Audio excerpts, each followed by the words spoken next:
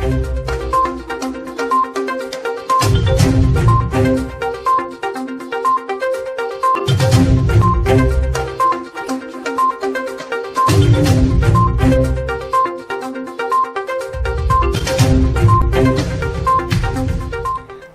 আলাইকুম, শেখ তানিয়া সকলকে আমন্ত্রণ জানাচ্ছি জাগো বাংলার প্রাইম নিউজে।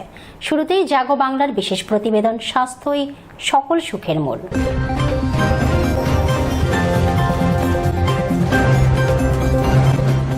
আজ থাকছে মিষ্টি রসে ভরা আখের পুষ্টিগুণের উপর বিশেষ প্রতিবেদন।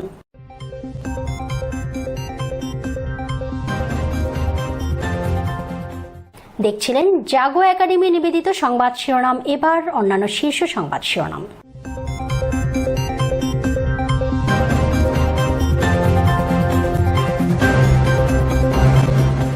কঠোর লকডাউনের কর্মদিবস শুরু, রাজধানীতে বেড়েছে কর্মমুখী মানুষের চাপ, অফিস যাত্রায় ভোগান্তি।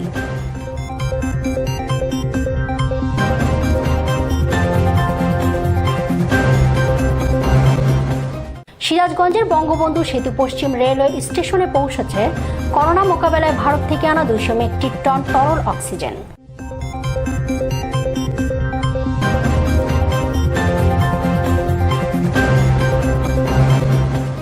করোনা মহামারীর এক বছরে কোটিপতি বেড়েছে 11,647 জন, স্বাভাবিক সময়ের চেয়েও বেশি বলছে বাংলাদেশ ব্যাংক।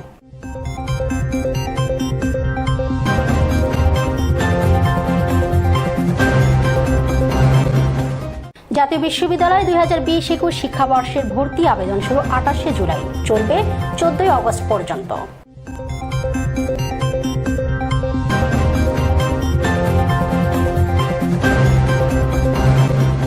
তুরস্কে অভিবাসী নৌকাডুবিতে 45 জনের মৃত্যু।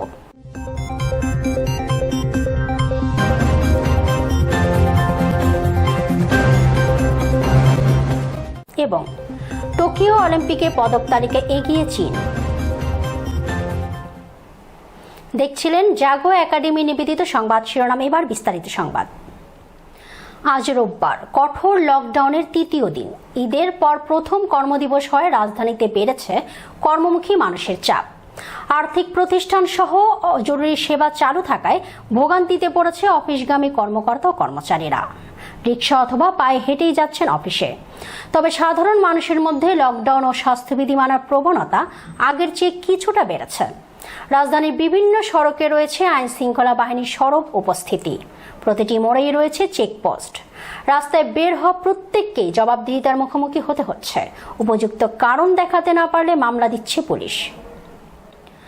সিরাজগঞ্জের বঙ্গবন্ধু সেতু পশ্চিম রেলওয়ে স্টেশনে পৌঁছেছে করোনা মোকাবেলায় ভারত থেকে আনা 200 মেট্রিক টন তরল মেডিকেল অক্সিজেন বহনকারী ভারতীয় রেলওয়ের অক্সিজেন এক্সপ্রেস ট্রেন।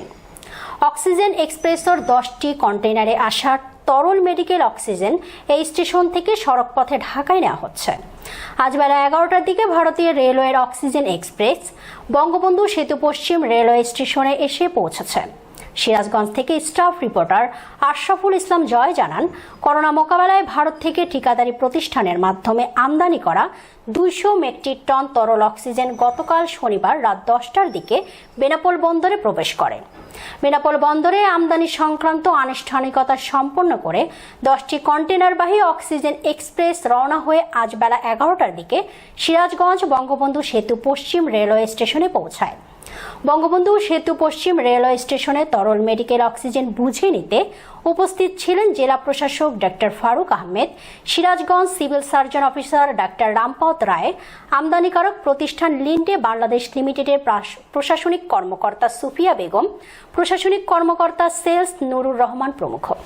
চালান বলতে আমরা কিন্তু ট্যাঙ্কারে অনেক আগে থেকেই আনতাম, তো this is the first time আমাদের মানে ট্রেনে করে আসতেছে, বাট আমাদের রোড পথে আগে আসতো।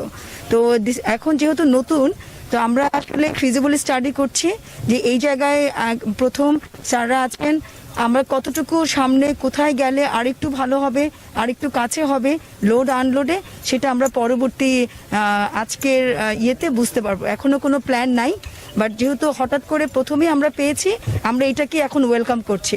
স্যাররা আমাদেরকে যথেষ্ট সাহায্য করেছেন, ডিসি স্যার আছেন, আমাদের পল্লী বিদ্যুৎ, ফায়ার ব্রিগেড, তারপরে আমাদের মিউনিসিপ্যাল আমাদের হাইওয়ে পুলিশ, আমরা এত শর্ট টাইমে যে ওনাদের এত সাপোর্ট পাবো এটা অ্যাকচুয়ালি আনবিলিভেবল। লিন্ডা বাংলাদেশের যে ইনফরমেশন সেখানে আমরা জানতে পারলাম যে এখান থেকে আনলোড হয়ে আমাদের যে সেন্ট্রাল অক্সিজেন স্টোর আছে সেখানে যে আবার স্টোর হবে, এরপর বিভিন্ন হাসপাতালের চাহিদা অনুযায়ী সেখান থেকে আবার চিকিৎসা যদি বলা হয় তো এটা 90% হলো অক্সিজেন। সুতরাং এটা আমাদের সক্ষমতাটা বৃদ্ধি পাবে। সুতরাং আমরা সবাই অত্যন্ত আশাবাদী, আপনাদের মতো আমরাও খুশি যে এটা যদি অব্যাহত থাকে তাহলে আমাদের কোভিডের চিকিৎসার জন্য আমাদের একটা সক্ষমতা বৃদ্ধি পাবে। করোনা ভাইরাস মহামারীর সময় গত এক বছরে দেশে কোটিপতি আমানতকারীর ব্যাংক হিসাব বেড়েছে 11,500-এরও অধিক, যা স্বাভাবিক সময়ের চেয়েও বেশি। বাংলাদেশ ব্যাংক সূত্রে জানা যায়, গত মার্চে দেশের ব্যাংকগুলোতে কোটিপতি আমানতকারীর সংখ্যা বেড়ে দাঁড়িয়েছে 94,272, যার মধ্যে 72,780 জন বা 77% বেড়েছে গত 12 বছরে।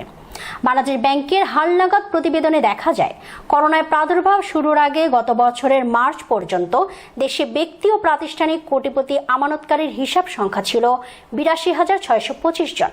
চলতি বছরের মার্চ শেষে তা বেড়ে হয়েছে 94,272 জন। ফলে করোনায় গত এক বছরে দেশের নতুন কোটিপতি আমানতকারী বেড়েছে 11,647 জন। এর মধ্যে চলতি মাসের প্রথম 3 মাসে জানুয়ারি থেকে মার্চেই বেড়েছে 382 জন।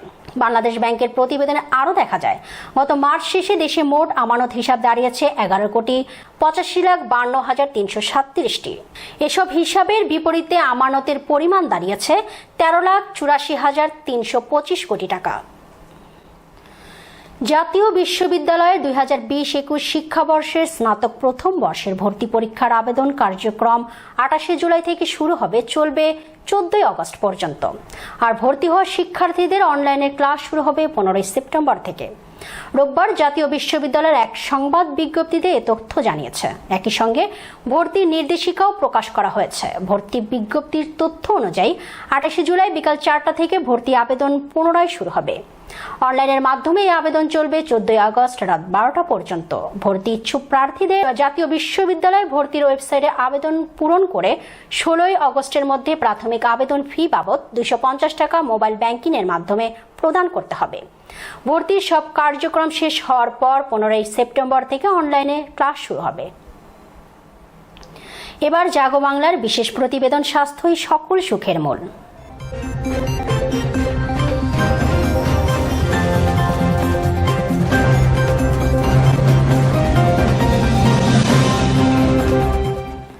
মিষ্টি রসে ভরা অর্থকরী ফসল আখ পানি শূন্যতা দূরীকরণ ও জন্ডিস রোগে মহা ওষুধ হিসেবেও কাজ করে বহুবর্ষজীবী এই উদ্ভিদটি। গবেষণা থেকে জানা যায়, আখে মিনারেল, প্রোটিন, ক্যালসিয়াম, ফসফরাস ও আয়রন রোগ প্রতিরোধ ক্ষমতা বাড়ায়। আর এটি কিডনির সুস্থতা, অ্যান্টিবায়োটিকের এজেন্ট হিসেবে কাজ করে বলে দাবি পুষ্টিবিজ্ঞানীদের। পোয়াসি গোত্রের বহুবর্ষজীবী সরু, লম্বা, ঘাসজাতীয় সপুষ্পক উদ্ভিদটির নাম আখ। বাণিজ্যিকভাবে বিশ্বজুড়ে 3 প্রজাতির আখ চাষ করা হলেও রস বা চিনি উৎপাদনের জন্য স্যাকারাম, অফিসিনারাম প্রজাতি ব্যবহার হচ্ছে ব্যাপকভাবে। মোট উৎপাদনের প্রায় 60% আখ ব্যবহার হয় চিনির জন্য, আর বাকি অংশ কাজে লাগে সরাসরি চিবিয়ে খেতে এবং গুড় তৈরিতে। ভিটামিন সি বা অ্যাসকর্বিক অ্যাসিড ছাড়াও ভিটামিন এ বা beta carotene, vitamin B complex বা থায়ামিন, রিবোফ্লাভিন, নিয়াসিন মেলে আখে। আর ক্যালসিয়াম, ম্যাগনেসিয়াম, ফসফরাস, ম্যাঙ্গানিজ ও আয়রন ছাড়াও মেলে ফ্ল্যাভিনয়েডস ও ফাইবার। আখের রস আমাদের পানি শূন্যতা দূর করে। বিশেষ করে আমি বলবো যে আখের রসে ফলিক অ্যাসিড বিদ্যমান থাকে। এই জন্য আমাদের গর্ভাবস্থায় প্রত্যেক মা বোনদের নিয়মিতভাবে আখের রস খাওয়া উচিত।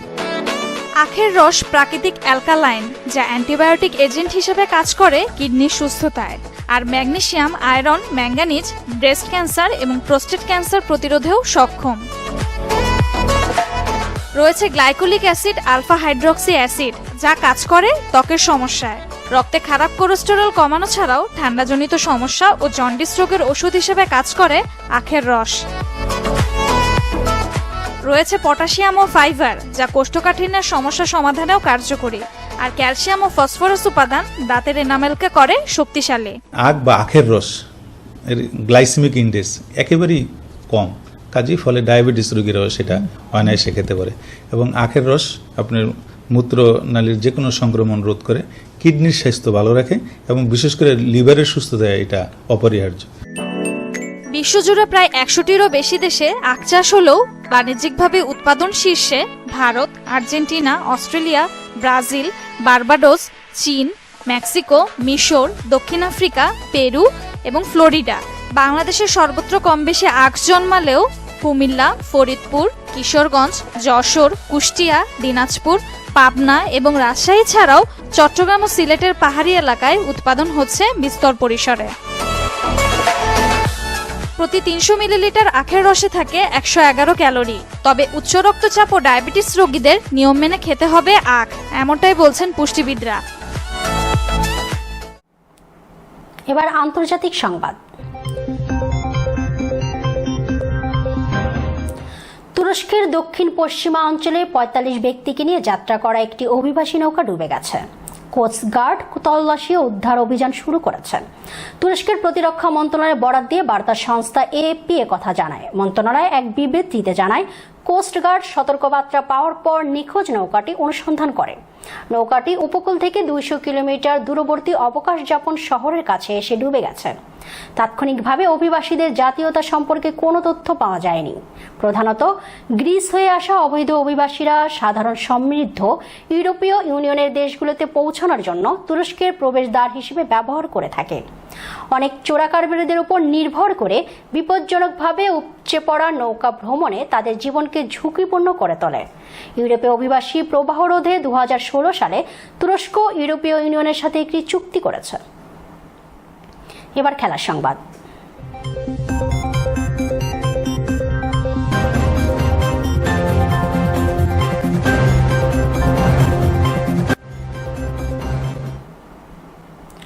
প্রতিটি অলিম্পিকে হয়তো পদক অর্জনের শীর্ষে থাকার লক্ষ্য নিয়ে মাঠে নামে চীন। এবারও তার ব্যতিক্রম হয়নি। প্রথম দিনেই পদক প্রাপ্তদের মধ্যে শীর্ষে রয়েছে দেশটি। 2008 সালে বেইজিংয়ে অলিম্পিক থেকে শুরু হয়েছে। পদক তালিকায় প্রাধান্য বিস্তার করছিল চীন। এরপর লন্ডন এবং রিও অলিম্পিকেও একই চিত্র দেখা গেছে। এবার টোকিও অলিম্পিকেও পদক তালিকায় প্রথম দিনই নিজেদের শীর্ষে তুলে এনেছে চীন অ্যাথলেটরা। টোকিও অলিম্পিকের প্রথম দিনে 28টি দেশ পদক তালিকায় নাম লিখল। প্রথম দিনে নিষ্পত্তি হওয়া 11টি সোনা জিতে নিয়েছে 9টি দেশ। এর মধ্যে 3টি সোনা জিতে প্রথম দিনে এগিয়ে আছে চীন। একটি সোনার সঙ্গে একটি রূপা জিতে দ্বিতীয় স্থানে আছে ইতালি ও জাপান। মোট পদক জয়ের দিক থেকে এগিয়ে চীন। 4টি পদক জয়ী চীনের পরই আছে দক্ষিণ কোরিয়া। 2টি ব্রোঞ্জ ছাড়াও একটি সোনা জিতেছে দক্ষিণ কোরিয়া। সংবাদ শেষ করার আগে জাগো একাডেমি নিবেদিত সংবাদ শিরোনামগুলো জানিয়ে দিচ্ছি আরও একবার।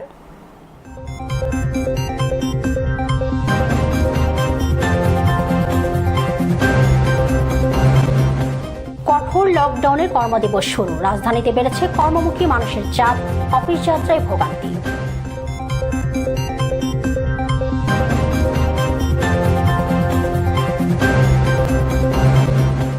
সিরাজগঞ্জের বঙ্গবন্ধু সেতু পশ্চিম রেলওয়ে স্টেশনে পৌঁছেছে করোনা মোকাবেলায় ভারত থেকে আনা 200 মেট্রিক টন তরল অক্সিজেন।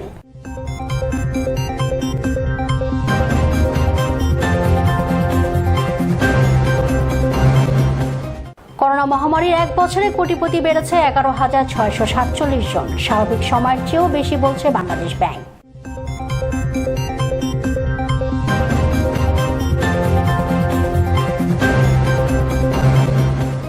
জাতীয় বিশ্ববিদ্যালয়ে 2020-21 শিক্ষাবর্ষের ভর্তি আবেদন শুরু 28শে জুলাই, চলবে 14ই আগস্ট পর্যন্ত।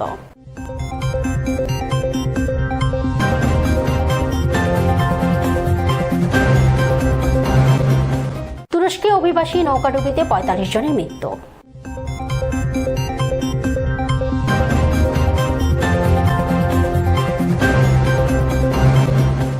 এবং টোকিও অলিম্পিকে পদক তালিকায় এগিয়ে চীন। দর্শক, সংবাদের শেষ পর্যায়ে সবার প্রতি আহ্বান, স্বাস্থ্যবিধি মেনে চলুন এবং সুস্থ থাকুন। পরবর্তী সংবাদ দেখার আমন্ত্রণ জানিয়ে শেষ করছি জাগো বাংলা প্রাইম নিউজ। এতক্ষণ সাথে থাকার জন্য ধন্যবাদ।